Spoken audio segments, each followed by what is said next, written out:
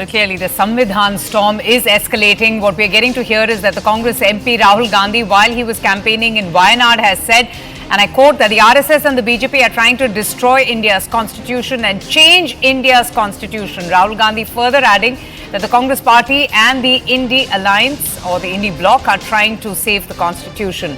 Okay, so the Congress party saying that they're the defenders, they're the protectors of the constitution, while it's the BJP and the RSS who are out there to change the basic fabric of the constitution. But the Prime Minister not having any of this and lashing out at the Congress party, accusing them of distorting facts and spreading lies. Let's just play out Rahul Gandhi's reaction and what exactly he said during his campaign in Wayanad.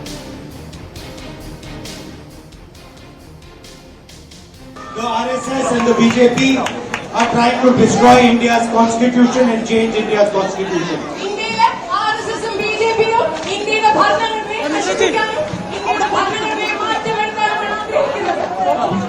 And the UDF, the Congress party and the I.N.D.I.A alliance is trying to save the constitution of India. International Congress of India alliance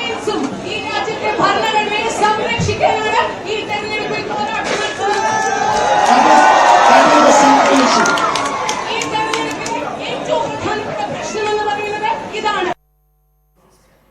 Pallavi Ghosh continues to remain with us. Pallavi, it's interesting, how Rahul Gandhi has been saying this time and again that the Congress party are the protectors of the constitution.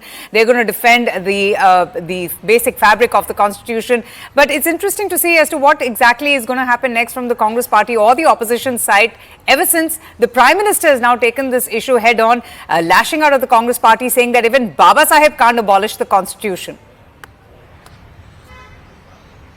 Well, I mean, I don't think there is going to be any let-up in this kind of a charge and a counter-charge. I mean, we are looking at the first phase of polling, and while in different phases, different issues start coming up. But this is going to be the common thread between the BJP and the Congress party, and that's precisely why I explained a short while back, Avantika, why did I.N.D.I.A bloc get its name, and what is it that is going to be their electoral slogan. Accusing the BJP and the Prime Minister consistently of compromising the Constitution, the PM very, very strongly hitting back, whether it was his 78-minute long interview to I.N.D.I.A yesterday or through his rallies, which he did a short while back in Bihar, and many other rallies also coming up, saying that this is a coming together of corrupt forces, divisive forces, and in that sense, they are the ones who are destroying the thread of India's constitution and not the BJP.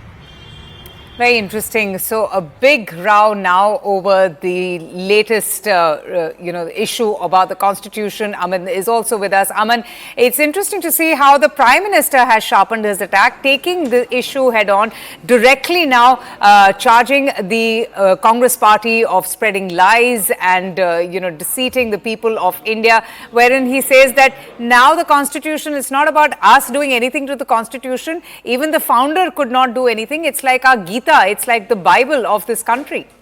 Yes, Avantika, and the strong attack by the Prime Minister is also coming because senior leaders from the opposition have been openly saying from election rallies and munches that, the constitution will be changed. Maybe there will be no elections anymore if this election is won by the BJP. I was in Amroha a few days back and I saw the UP in charge of the Congress, Mr. Avinash Pandey, say from the stage that if you don't vote us, if you vote the BJP into power, you may never have the right to vote again. So these kind of statements which are being made by senior Congress leaders, senior opposition leaders is something that the Prime Minister is trying to counter here very strongly and very promptly, saying that this is fear mongering being done amongst the people and the BJP has no such intentions. Of course, the BJP has big plans in store for its third term. There may be big moves made, like the BJP has said in its manifesto, be it on the Uniform Civil Code or be it on the One Nation, One Election plank which the BJP is pushing. Yes, there may be big moves or nothing. Nobody needs to be scared of that. There will be no wholesale changes, no wholesale scrapping of the Constitution, as some are saying. Constitution has seen amendments earlier also, and it happens with the consent of the Parliament. If there is a two-third majority of a party, they can make amendments to the Constitution, which we know have happened in the past also. And some BJP leaders even questioning that the biggest disservice to the Constitution was in fact done by the Congress party by proclaiming emergency under the reign of Indira Gandhi. So a party which has proclaimed emergency in this country to put the Constitution virtually on hold is now screaming wolf and creating terror and fear in the people's minds that the Constitution would be wholesalely changed by the Narendra Modi government if they are voted back to power.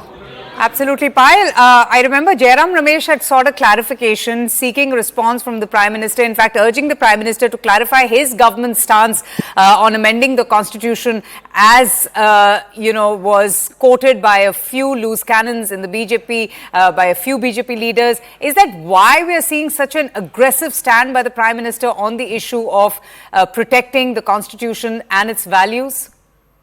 Well, the fact that several leaders of the opposition, whether it is Mallikarjun Kharge or even Rahul Gandhi right now, all of these people have been questioning the government and essentially saying that the democracy has been in danger. That's been one slogan which has been binding all the opposition parties together, to which the Prime Minister sent this response. As far as the loose cannons are concerned, they've been shown their place. I just stated the example of Anand Kumar Hegde, who made that recent comment about the constitution being amended and the BJP will change its constitution. The BJP punished him by asking him to withdraw his statement and distancing themselves from his statement. There was a show cause notice which was sent to him, and later he was punished in a way because he was not given the ticket, despite the fact that he's extremely popular in that area, but he's known to make these controversial remarks. So the Prime Minister, of course, has come out and said that there is no need for you to create fear among the people. The founding principles of our constitution are so strong. The founding members of the constitution, who in fact have built this constitution, have done it with all the in-depth knowledge, etc. as well. And it is not something which can be changed overnight. It is actually like a Bhagavad Gita, like you just mentioned, Avantika, and you can't keep changing it just at your wills and fancy. Of course, amendments are made from time to time to suit various issues as well. A lot of constitutional amendments are brought in to, in fact, make provisions for various laws to be brought in as well. But that does not mean that the overall constitution is being amended or the overall constitution is being done away with. No party in their wisdom whatsoever, no matter how much power they have, they do understand that there are certain no-go areas, and that's exactly what the Prime Minister is really saying. Okay. That do not create fear among the people, and the Prime Minister senses that the opposition parties, now they do not have the capability to match the BJP, electorally, probably is trying to create fear among the mind of the people. So let's see how this really goes, because this is expected to be one issue that the Prime Minister will be raising in his multiple rallies that he addresses today. Even more so because Rahul Gandhi has just responded to what the Prime Minister had said. All right, I'll leave it at that.